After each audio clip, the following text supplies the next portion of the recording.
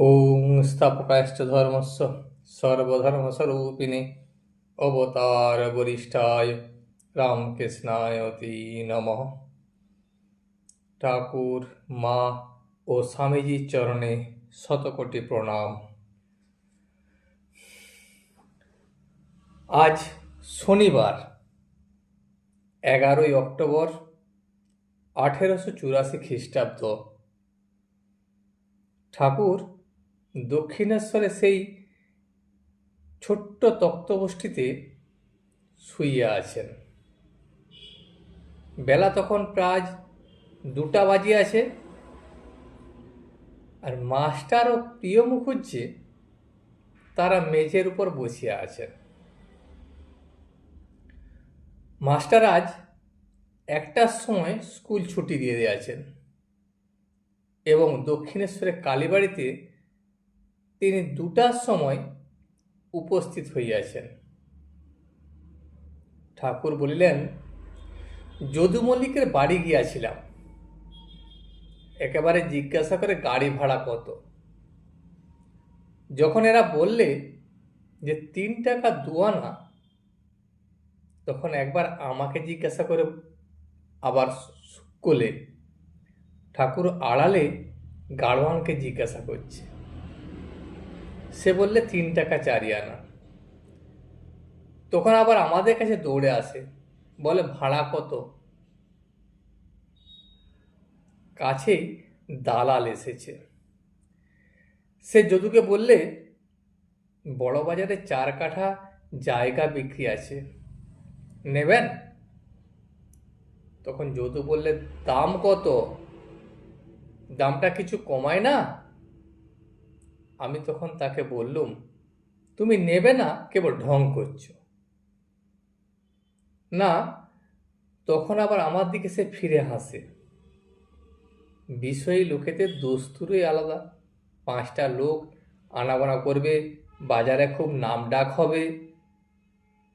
অধরের বাড়ি গিয়েছিল।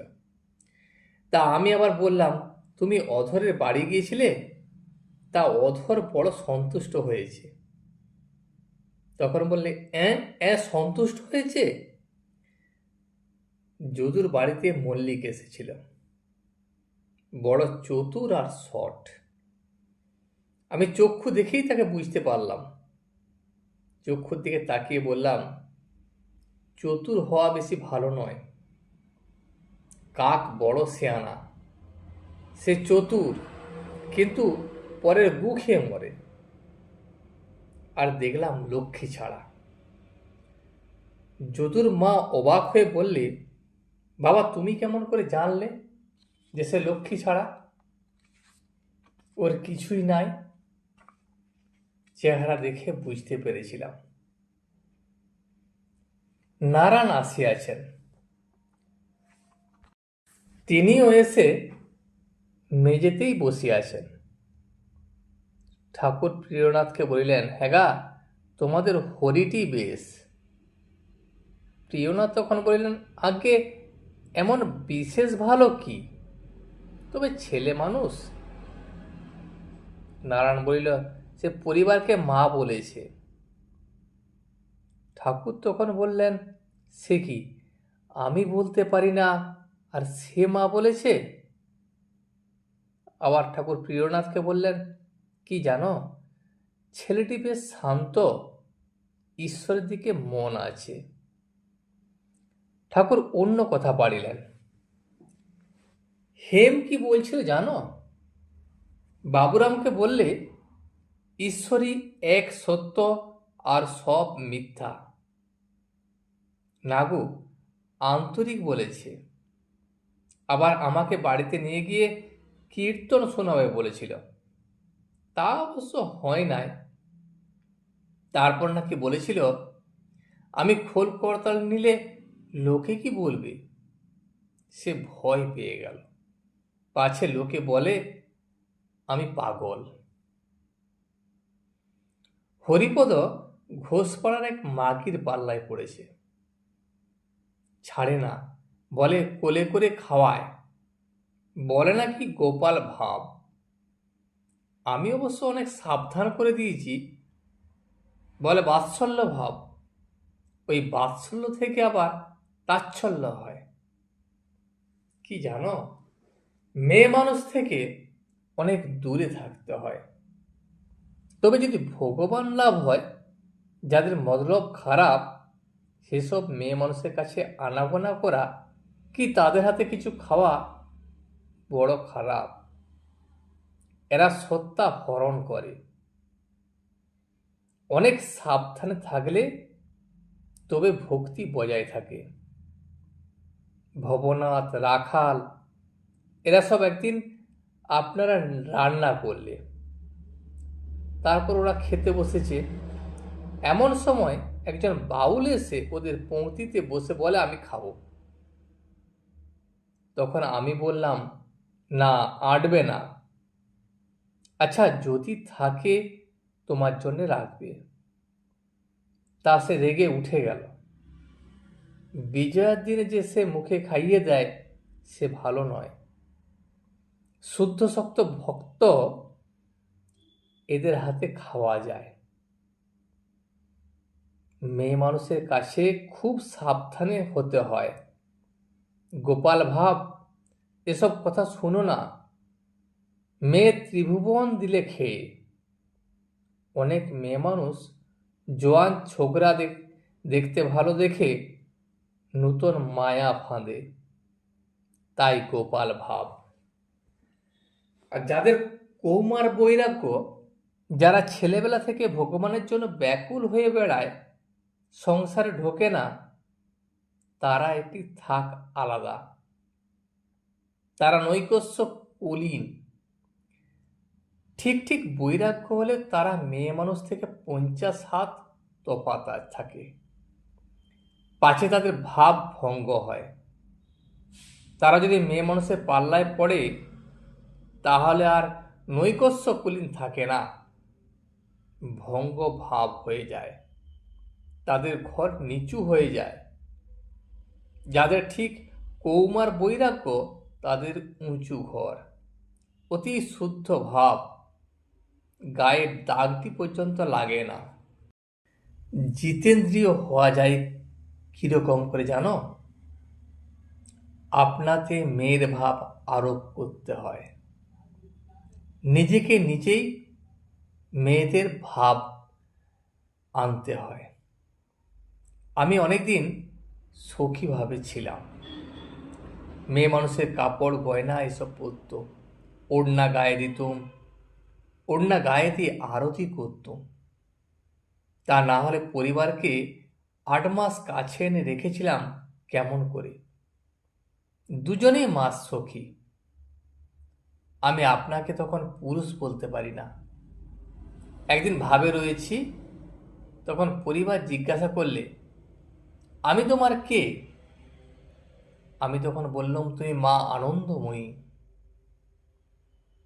এক মতে আছে, যার মায়ে বোঁটার সেই মেয়ে। অর্জুন আর কৃষ্ণের মায়ে বোঁটা ছিল না। শিব পূজার ভাব কি জানো? শিবলিঙ্গের পূজা, মাতৃস্থানের ও পিতৃস্থানের পূজা। ভক্ত এই বলে পূজা করে, ঠাকুর দেখো যেন আর জন্ম না হয়, শনিত শুক্রের মধ্য দিয়া মাতৃস্থান দিয়া আজ যেন আসতে না হয়। তারপর ঠাকুর শ্রীরামকৃষ্ণ প্রকৃতি ভাবের কথা বলিতেছিলেন। শ্রীযুক্ত প্রিয় মুখুজ্জি মাস্টার আরও কয়েকটি ভক্ত বসিয়া আছেন। এমন সময় ঠাকুরদের বাড়ির একটি শিক্ষক ঠাকুরদের কয়েকটি ছেলে সঙ্গে করিয়া উপস্থিত হইলেন। ঠাকুর ভক্তদেরকে বলিলেন, শ্রীকৃষ্ণের শিরে ময়ূর পাখা, আবার ময়ূর পাখাতে যোনি চিহ্ন, অর্থাৎ শ্রীকৃষ্ণ প্রকৃতিকে মাথায় রেখেছেন। কৃষ্ণ রাসমণ্ডলে গেলেন, কিন্তু সেখানে নিজে প্রকৃতি হলেন। তাই দেখো, রাসমণ্ডল তার মেয়ের বেশ। নিজে প্রকৃতি ভাব না হলে প্রকৃতির সঙ্গের অধিকারী হয় না। প্রকৃতিভাব হলে তবে রাস, তবে সম্ভোগ। কিন্তু সাধকের অবস্থায় খুব সাবধান হতে হয়।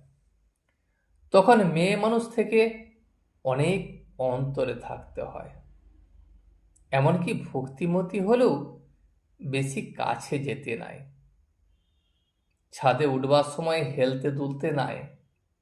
হেললে দুললে পড়বার খুব সম্ভাবনা। যারা দুর্বল তাদের ধরে ধরে উঠতে হয়। সিদ্ধ অবস্থায় অবশ্য আলাদা কথা।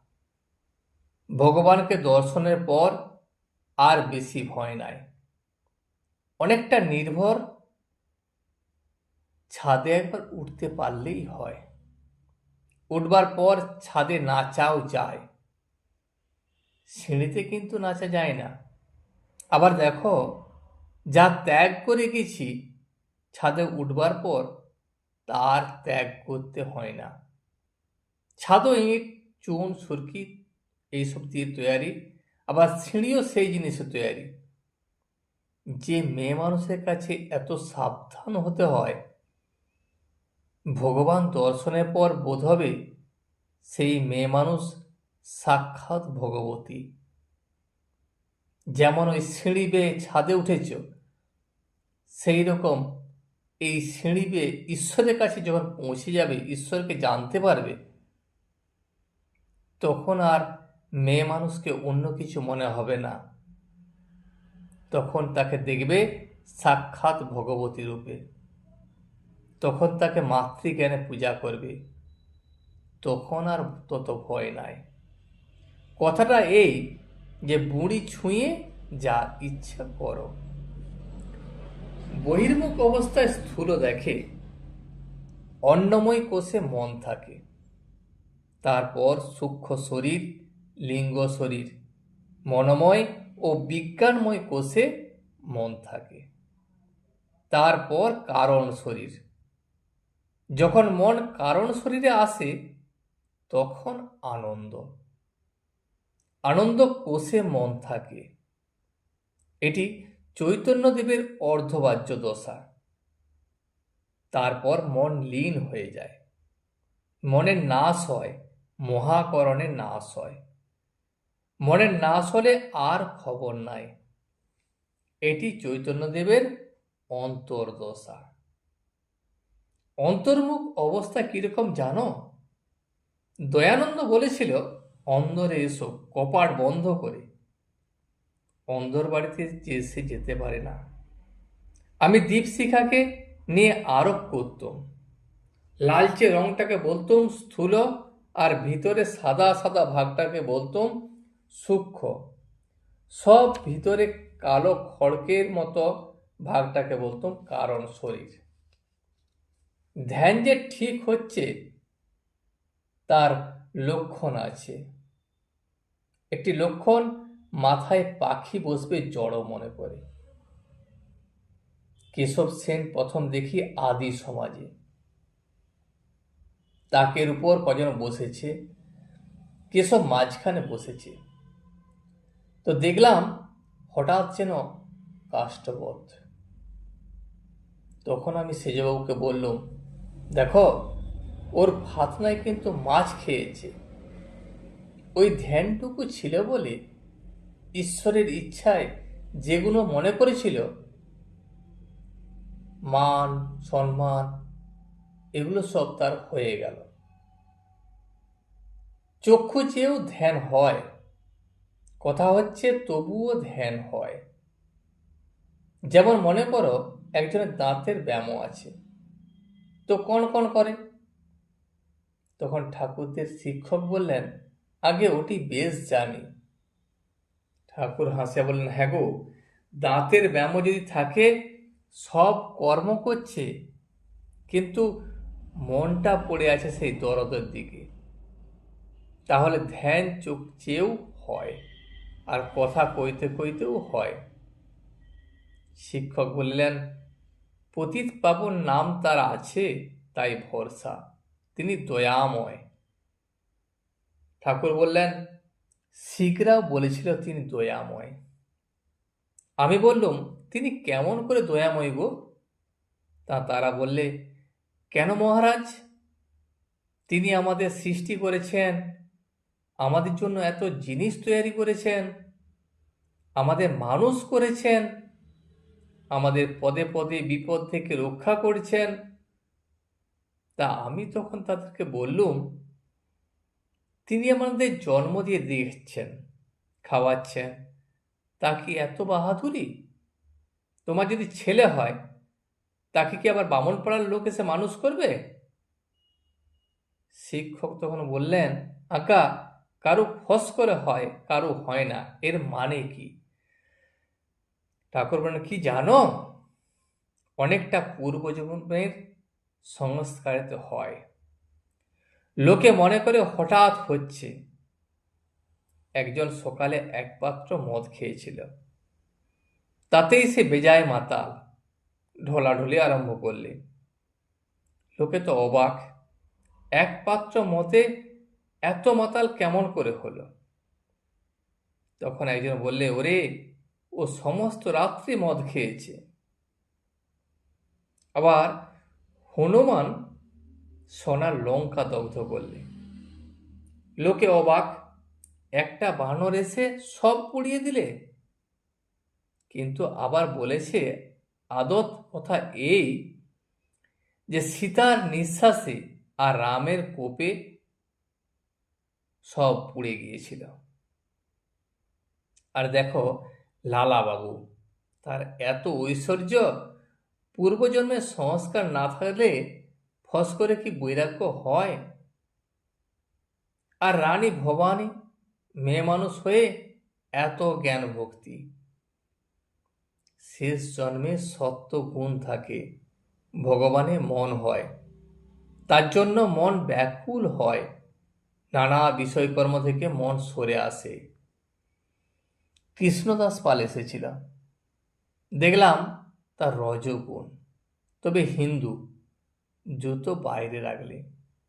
একটু কথা কয়ে দেখলাম ভিতরে কিছুই নাই। তখন জিজ্ঞাসা করলাম, বলতো মানুষের কি কর্তব্য? তা বলে, জগতের উপকার করব।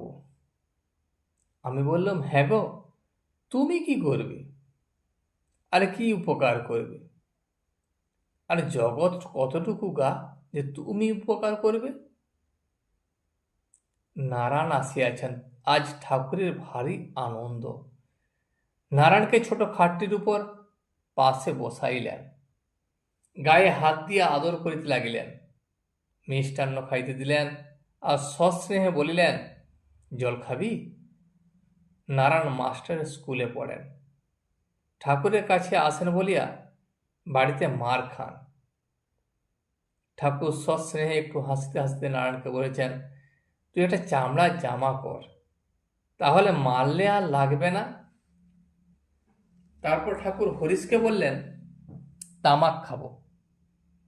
আবার নারায়ণকে সম্বোধন করে বলছেন, হরিপদ সে পাতানো মা এসেছিল জানিস?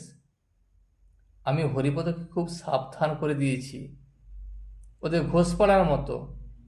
আমি তাকে জিজ্ঞাসা করলাম, তোমার কেউ আশ্রয় আছে? তা বলে, হ্যাঁ, অমুক চক্রবর্তী। ঠাকুর তারপর মাস্টারকে বললেন, আহা, নীলকণ্ঠ সেদিন এসেছিল, এমন ভাব আরেকদিন আসবে বলে গেছে, এসে সে গান শোনাবে। আজ ওদিকে নাচ হচ্ছে, দেখোগে যাও। রামলালকে বললেন, যাও না, তেল নাই যে। ভাঁড় দেখিয়ে বললেন, কই তেল ভাঁড়ে না তো নাই। আজ এই পর্যন্তই। ভিডিওটি শেষ পর্যন্ত দেখার জন্য আপনাকে অসংখ্য ধন্যবাদ। ভিডিওটি যদি আপনার ভালো লেগে থাকে তাহলে একটা লাইক, কমেন্ট এবং বন্ধুর সাথে শেয়ার করে দেবেন। সাবস্ক্রাইব করে পাশে থাকা বেল আইকনটি বাজিয়ে দেবেন, যাতে আপনাদের নতুন ভিডিওগুলি সর্বপ্রথম আপনার কাছে পৌঁছে যায়। জয় শ্রী রামকৃষ্ণ, জয় শ্রী রামকৃষ্ণ, জয় শ্রী রামকৃষ্ণ।